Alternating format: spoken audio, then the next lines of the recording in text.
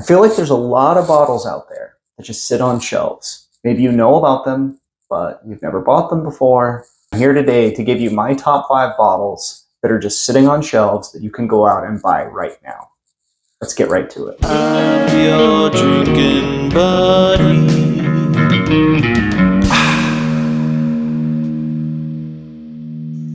I wanted to start with this Oak and Eden finished whiskey. This is the Wheat Spire. It is a pick from Total Wine. However, they have a standard version that is just a higher proof.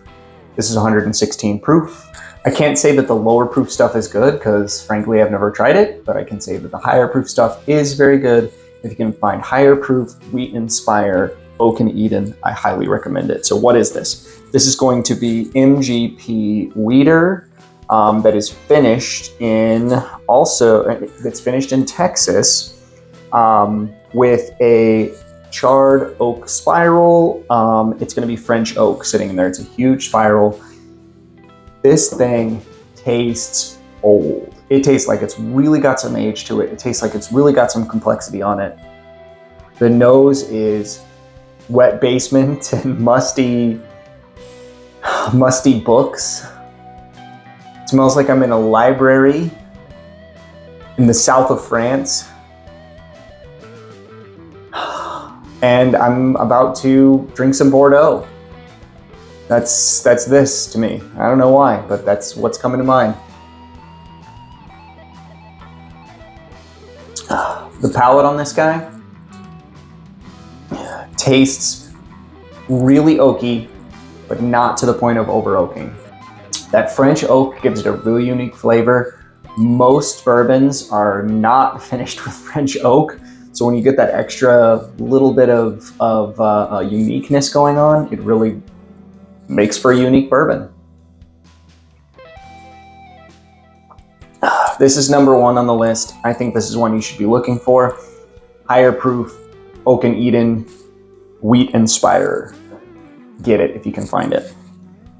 My second bottle is definitely one you've probably heard of before, but I wager you might not have bought it.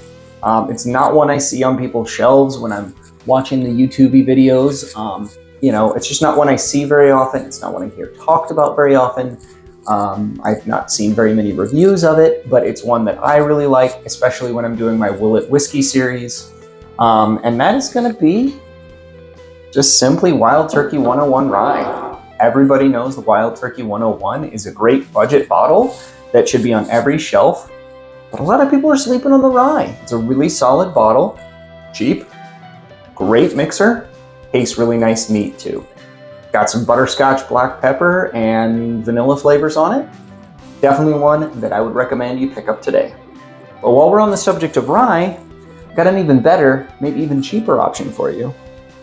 And that's going to be Old Overholt Bonded. This 100 proof rye is a killer bottle. It won my budget rye blinds.